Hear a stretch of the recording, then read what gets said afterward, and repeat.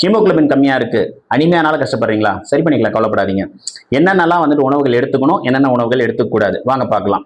So haemoglobin டெபிசிட்டுக்கு foremost reason இந்தியாவை பொறுத்த வரைக்கும் அயன் டெஃபிஷியன்சி, இல்லை ஃபோலேட் டெஃபிஷியன்சி, இல்லை vitamin B12 deficiency. So vitamin B12 rich foods, iron rich foods வந்து எடுத்துக்கலாம். எந்தெந்த ஃபுட்ஸ்லாம் வந்து எடுத்துக்கலாம்? கீரை வகைகள், பச்சை கீரை வகைகள், அதாவது முருங்கைக்கீரை கண்டிப்பாக எடுத்துங்க.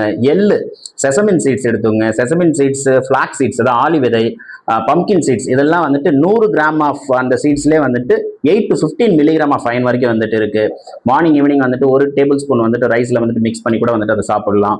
ஸோ விட்டமின் B12 டெஃபிஷியன்சி இருக்கவங்க கண்டிப்பாக வந்துட்டு லிவர் வந்துட்டு எடுத்துக்கலாம். ஆட்டு ஈரல் வந்து எடுத்துங்க.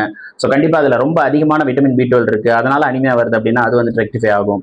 கண்டிப்பாக எது செய்யக்கூடாதுன்னா அயன் ரிச் ஃபுட்ஸ் எடுத்துக்கிட்டு உடனே வந்து மில்க் எடுக்காதீங்க. ஏன்னா மில்க்ல வந்து கால்சியம் இருக்கு. ஸோ அயனை வந்துட்டு அது அப்சார்ப் ஆகாம வந்து தடுக்கும்.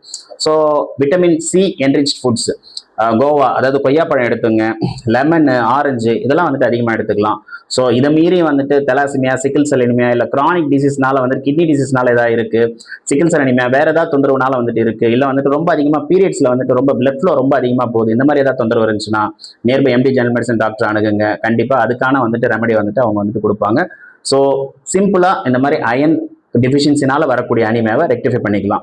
அது மீறியும் வந்துட்டு வார்ம் இன்ஃபெஸ்டேஷன் மாதிரியும் வந்துட்டு இருக்கலாம். ஸோ அதாவது குடல்ல வந்து புழு இருந்துச்சுன்னா 6 மாசத்துக்கு ஒரு தடவை டேப்லெட் அல்பெண்டசோல் 400 mg வந்துட்டு நைட் வந்துட்டு எடுத்துங்க. கண்டிப்பாக குடல் புழு மாதிரி ஏதாவது இருந்துச்சுன்னா டெஃபினட்டாக சரியாயிடும். ஸோ வெறுங்காலில் வந்து நடக்காதீங்க, செப்பல் போட்டு நடங்க, நெயில்ஸ்லாம் வந்து கட் பண்ணிங்க. டெஃபினட்டாக வந்துட்டு எல்லா ஃபுட்ஸையும் வந்துட்டு சாப்பிட்றதுக்கு முன்னாடி கை நல்லா வாஷ் பண்ணிட்டு சாப்பிடுங்க. Take care. எதாவது டவுட்ஸ்னா கமெண்ட் பண்ணுங்க.